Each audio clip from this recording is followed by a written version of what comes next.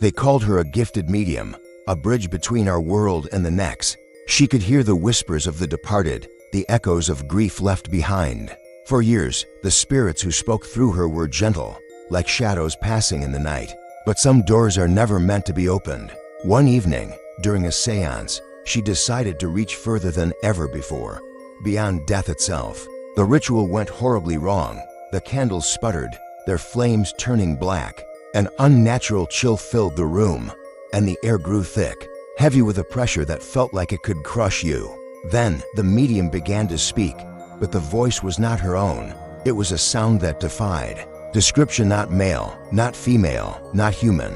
Her eyes rolled back into her head, and dark veins spread across her face like creeping vines. The participants screamed as they realized the horrifying truth. She hadn't contacted a spirit. She had opened a conduit.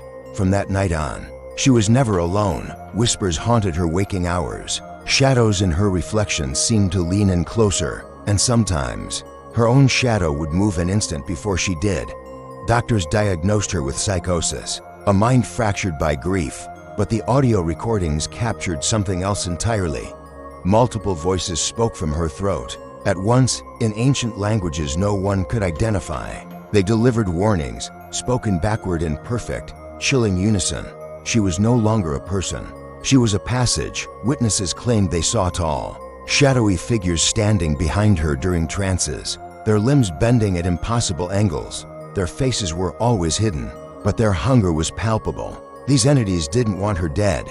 They wanted her open. Through her mouth, they could speak. Through her eyes, they could see. And through her soul, they could finally enter our world. A final séance was held in a desperate attempt to close the door she had opened. But some doors work both ways. When authorities arrived, the room was empty. The candles were burned to stubs, and every mirror was shattered from the inside. A single message was carved into the floor in what looked like blood. You did not close it. You widened it. The medium was never seen again.